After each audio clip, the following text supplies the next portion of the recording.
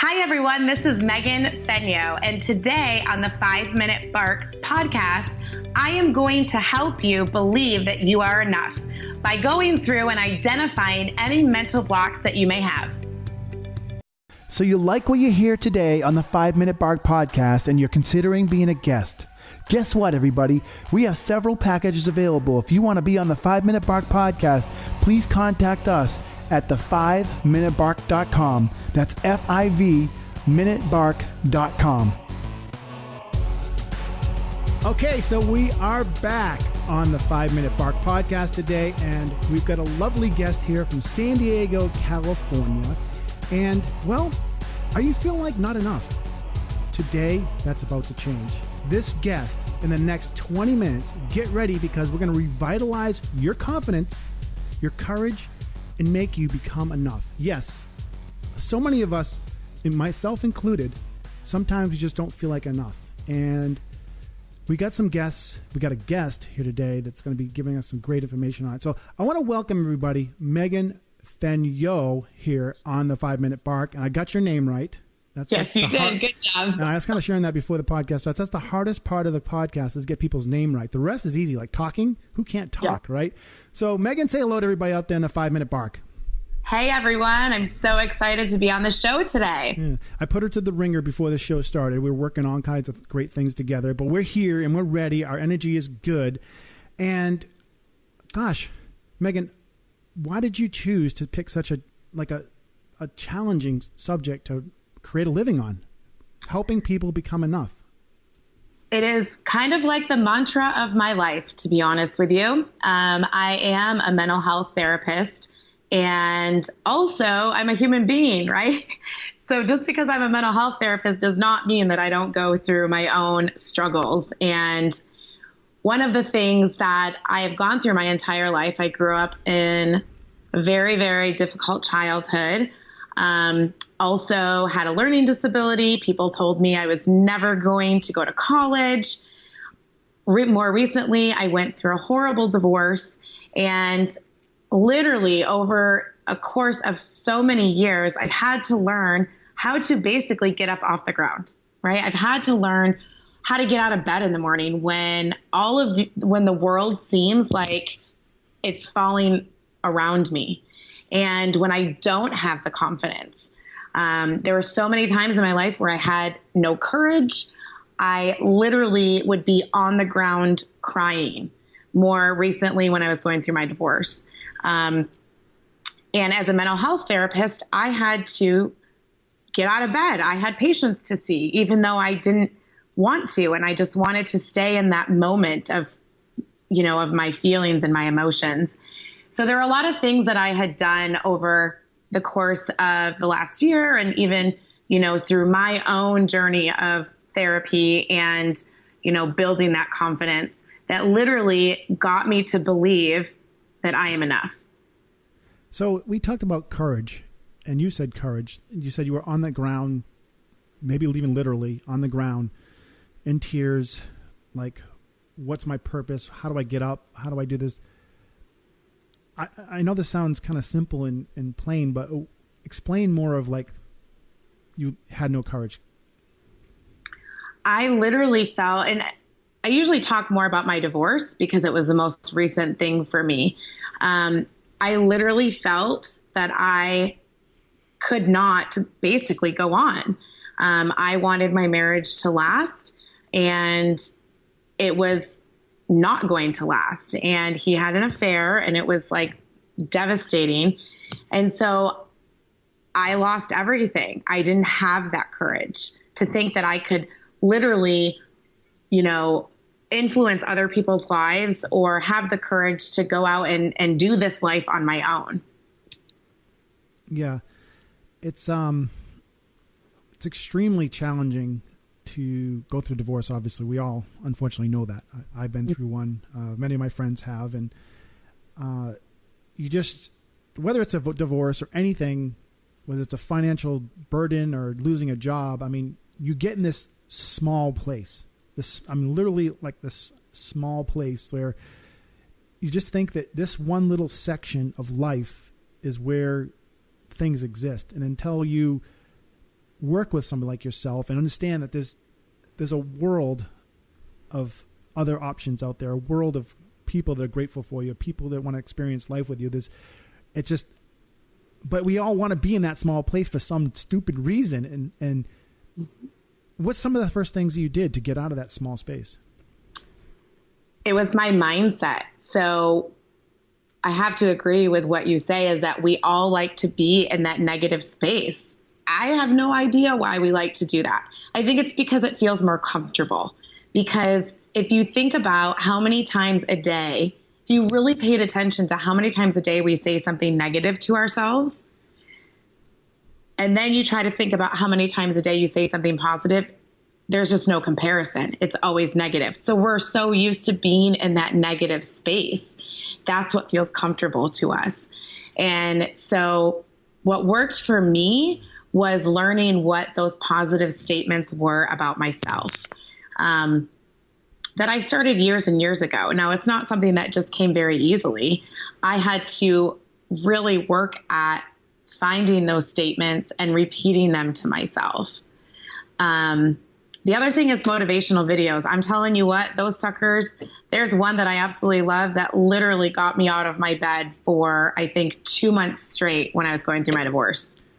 Yeah, I'm a big motivational fan, as you know. I'm an inspirational speaker on many occasions, but there's some people that, you can see, I can't show you right now, but I have layers and layers of words, videos, stuff. Sometimes you almost get kind of like burnt out on it. How do you kind of help people adapt to this? I kind of was trying to mix this question with something I was thinking about before, but how do you get people to understand that these do work? Because everybody's like, well, yeah, I can sit here and say pretty happy things and smile on my face all day long, but they don't buy into it. You know what I mean? How do you get people to buy into it? And that's a great question. And it doesn't just have to be affirmations or motivational videos. There's tons of what I call grounding skills out there. And part of working with someone is figuring out what are all those different skills and what works best for you, because there's not going to be one skill that works the same for everyone. And so that's the thing is, how they say practice makes perfect, right? So you're going to find some skills. It could be, the quotes, or it could be, meditation or something like that. And so when you work with someone one-on-one like that, they're going to give you all these different things to try out. And you're going to say, yep, that one worked. Nope, that one did not work. And I don't want to touch that one again. So, but it's just that repetition, right? Practice makes perfect. Right. So, and there's so many different things out there to do to get you out of that negative mind space. So really, essentially, your job is people aren't enough, but they have to understand to start outweighing positive thoughts from negative thoughts, create more positive thoughts than negative thoughts. So they take this, they can do this through different things. And I understand, I understand the whole process because I do it 1,000 times because I've had 4 or 5 businesses and I've had a divorce and all that. So I can go on forever about, trying to bring myself out of that hole.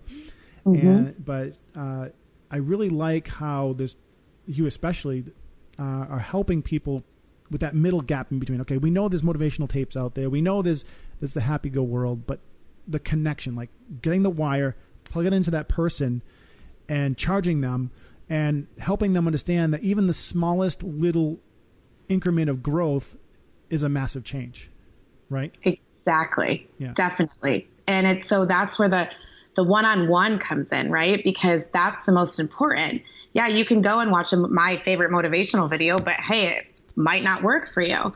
And so if you're going to be spending the time trying to really change your life, you want to make sure that you're using skills and tools that really, really work for you. And sometimes you need help with that. I know I did. I know I still do sometimes, because there's just so many different things out there. And then also maintaining that. So just because you find these tools, right, doesn't mean that, life is going to be fantastic, sunshine and rainbows. Life happens. And those tools are going to have to come back into play. And so it's kind of like what I call like the maintenance phase. Like, how does that look? And how are you going to use those skills when you figure out, oh wait, I'm back in that phase again where I'm feeling stuck. Audience, we're listening here today, and if we all kind of reflect on, let's say, just Hollywood, just to start, or sports, people that are our role models, who are so amazing, so good looking, and they know what to dress in, they know what to say, and they know how to schmooze this and that. You realize that they have hard crashes. Many of them have hard crashes, because in a lot of cases, the ones that have coaches continue on, both emotionally and financially. The ones that think that they're above it all and don't need coaching fall away. Drugs, killing themselves, suicide. So it doesn't matter what level you're on. It's just when you jump on the ship. It's a new world we have to invite ourselves into, that now we understand that the model of practice, perfecting things that we do, whether it's our own emotions, our own sport, our own finances, it's all done through practice, right? And if the sooner you adapt, the easier it is for you to become enough. And when you become enough, when you're in that power, when you have clients that have revitalized and come into their power, what's that look like? Oh my goodness. It is something that's indescribable. It is, as a coach, and even when I came into my own personal believing that I am enough, it changes your life. It gives you such a sense of, oh my goodness, like I can do whatever I put my mind to. I can own my own business. I can travel here. I can do this. I can do that. And sorry, sometimes it's difficult because it's hard to put into words. And I actually have it tattooed on my shoulder. I didn't know if you were going to bring that up or not, but I got it tattooed because it's my reminder of where my life was and where it is now. And it reminds me that I can achieve anything. And I've seen that with so many of my clients that I've worked with, where it might not be the I am enough piece. It might not be that statement, but it's some statement, where they really believe that they can have the life that they have dreamed. And I've seen people move through that and really achieve the goals they have set for themselves. Yeah. It's funny you have the tattoo that's not enough as a reminder. This weekend on Sunday, I was watching the Patriots game at a local bar here in San Diego called Kettner Exchange. It was really fun, and it was just a beautiful day. And I was just sitting next to two young gals, and we were talking for a while. And one of them shared that she had a tattoo on her arm. It was like a Roman numeral 3. And she's like, I put this here so I would never forget my brother. He passed away at 16 years old.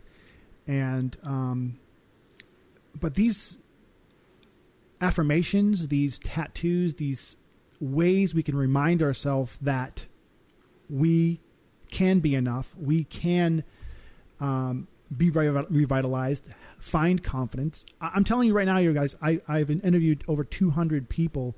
I've been a professional athlete, traveled the world. I've built businesses, and so many times I need to still find my self-confidence. So thank God I have all these guests that I get to talk to that essentially coach me or share with me these great things. Mm-hmm. It's just really amazing that we take action like tattoos or affirmations or videos to kind of get that up. And if you're looking for that great big creative amazing fix in one side, it's just not going to work, everybody. It takes very minute incremental upticks to get going forward. And if we didn't have the crashes, we would not be human beings, because it wouldn't allow us to appreciate what we had in the first place. So the crashes are going to be there. They're going to come, but it's how you recover from them. Mm-hmm. Exactly right. Exactly right. Because you can choose to stay in that moment. You can choose to stay in that feeling of being stuck, or you can choose to get yourself out. And the only person that can get you out is yourself. But sometimes you need that extra encouragement. You need that person there to help you do that. And that is completely okay. Like you said, Dennis, you've done that. I've done that. And it's really allowed me, and from what you're saying, allowed you to get to the point in your life. And that's what this is all about. Yeah, it is. It's totally all about that. So Howard, when's the first time you experienced literally, and I'd love for you to get 3D on this if possible and really share it, not just surface, if you don't mind. No. But when did you first find yourself at the bottom and the incremental change a second later? You want just one example? Yeah, one example is fine. We could record all day long if you want. I know, because I have plenty, believe me. No, I think, at the bottom, I just remember there's one specific. So how about the one that made you start to do this as a business? Oh, goodness. Because I've been a therapist for 15 years. Okay. So I would say for my health and wellness business was going through my divorce. So that was 1.5 years ago. And I remember on the floor, I was crying, and I'll never forget, because I was kind of having this fight with my higher power and, God, and saying, I swear my neighbors probably would have thought that I was having an argument, because I was like crying out loud and I was yelling and I was angry. And I'm like, what do you want me to do with this? Like, I had moved to LA because, we had gotten separated, and I'm like, what do you want me to do with this? I don't know what you want me to do. And that was the lowest of the low. And from there, I just started using the things that I have learned, right? And going back to realizing that, like, I have so much more to offer, like that I was a good person and I had so much to offer this world, and that I can, wanted to continue to bless people and whatever that was that I could do, because that's what made me feel better, was helping others. And so that was the point where I said, no, you are not here to sit in this pain. You can work through this pain, but you're on this earth to help others. And that's what makes you feel good. And as I started doing this, I got more confidence in, I'm going to open my own business, and I have a health business, and then I have my Mission Strength business. And honestly, I haven't looked back. It's been such an incredible journey. So when did you put pen to paper? The first thing to start the business, pen to paper, first thing. When was that? Yeah. January, a year ago. But the moment, like, what did you do? The moment I did that I like moments. I know, right? I'm like, what was that? Like a moment. I think it was signing my lease for my private practice when I had my private practice. And then my private practice switched into Mission Strength. But it was signing that lease and saying, okay, I'm opening my own business. So you just walked down to the lease station, found a place, and just signed it up? Yes. Awesome. That is awesome. That was the moment. That's awesome. So if people are looking to hire you or be associated with people like yourself, what can they expect in the, say, onboarding process? So the onboarding process is basically just getting to know one another and building that trusting relationship, that rapport, because we're going to be going into some deep stuff. One of the things that we talk about is what I entitle a deep dive. We're going to go into some deep things, and, I want you to be able to trust me that I'm going to bring you through this, but also help you, bring you through on the top. So that's the beginning process. And we do a call and just get to know each other a little bit more. And I have questions to ask you about, where you might feeling stuck, and kind of identifying what you want in your life. And so that's kind of like the first process. Okay. And what are some of the experiences people have when they're doing this onboarding, like the clients themselves? So how do they react? How do they feel? Well, are they skeptical? Are they guarded? I think most of them are guarded at first because they don't know what to expect. And here they are, me, and I'm the type of coach that does a lot of self-disclosure. So it helps them realize that, hey, I am a human being too, and I've been through my own stuff. But there's been so many aha moments, even in that first, what I call first step, the deep dive step, where people are like, oh my goodness, I cannot believe it. Like, that's what's really been holding me back. And all I needed to do was talk about it. And so although there's some people being guarded, there's also so many aha moments. And then people are super excited just to keep going through the program. Gotcha. That's awesome. Okay. So one more good question. You ready? Uh-huh. Okay. What's a takeaway that somebody can take from today, or a couple, that they can do right now if they're literally listening today and they're kind of in that hole, they're feeling small, which is likely to happen because they're listening to podcasts like this and they're just kind of looking for something to pull them up. I mean, it's like right now they're driving in that car right now. They're in that moment. What can they do right now to shift? Well, definitely, if you go to my website, I have a lot of good self-care and motivational tools that are on there that you can look at. Also, you can book a call with me. I do a 30-minute call. It's what I call a discovery call, I can learn about you and you can kind of talk about maybe what you're struggling with and to see if this is something that you really want to go through, if you really want to do this deep dive work, and we can kind of get to know each other. And it's 30 minutes, no obligation, and you may get a lot of answers just by this call and wanting to go forward. Okay. So you heard her. You guys, she's offering a free call to you, 30 minutes of her time. If you're in that situation and you're feeling down and feeling like you're not enough, a lot of us experience that on occasions. We're gonna revitalize that. We're gonna give you these tools. She's got free tools, or you can actually just personally call her. And if you want, we'll share the number in the notes if we want to do that. And you can literally call her right now. You can go to the notes and give her a shout.